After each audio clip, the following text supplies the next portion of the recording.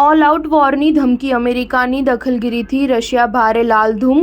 છેલ્લા 27 મહિનાથી રશિયા સાથે યુદ્ધ લડી રહેલા યુક્રેનને મોટી રાહત મળી છે। આખરે બાઇડેન સરકારે યુક્રેનને પોતાનો બચાવ કરવા માટે અમેરિકન શસ્ત્રો સાથે રશિયાની સરહદ પર હુમલો કરવાની મંજૂરી આપી છે। ફ્રાન્સ અને જર્મનીએ પણ યુક્રેનને સપ્લાય કરેલા હથિયારોથી હુમલાની પરવાનગી આપી છે। આ ફેરફારથી યુક્રેનને ખાર્કિવમાં પોતાનો બચાવ કરવાની મંજૂરી મળી જશે, પરંતુ તેનાથી વિશ્વભરના દેશોની ચિંતા વધી ગઈ છે। યુક્રેનમાં ચાલી રહેલા યુદ્ધના સકંજામાં હવે યુરોપ પણ આવી શકે છે। રશિયાના ભૂતપૂર્વ રાષ્ટ્રપતિ અને વરિષ્ઠ રશિયન સુરક્ષા અધિકારી દિમિત્રી મેદવેદેવે શુક્રવારે ધમકી આપતા કહ્યું હતું કે જ્યારે રશિયા વ્યૂહાત્મક પરમાણુ હથિયારોના ઉપયોગની વાત કરે છે ત્યારે તે ખોટું બોલતું નથી। પશ્ચિમી દેશો સાથે સંઘર્ષ ઓલ આઉટ વોરમાં ફેરવાઈ શકે છે। અમેરિકાએ યુક્રેનને અમેરિકન શસ્ત્રોનો ઉપયોગ કરવા માટે સ્વતંત્રતા આપી નથી।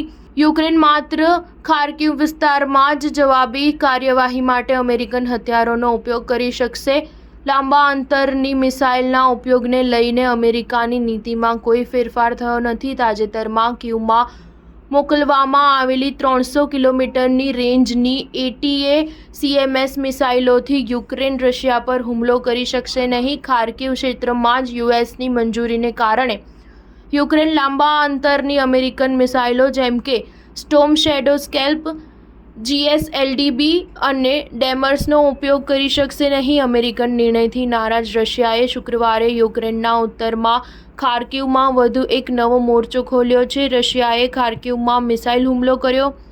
થોડા સમય પછી તેણે ફરીથી હુમલો કર્યો, જેને ડબલ ટેપ કહેવામાં આવે છે, જેમાં 3 લોકોના મોત થયા હતા અને 25 લોકો ઘાયલ થયા હતા। સ્ટાર ન્યૂઝ 7 હંમેશા સચ્ચાઈની સાથે।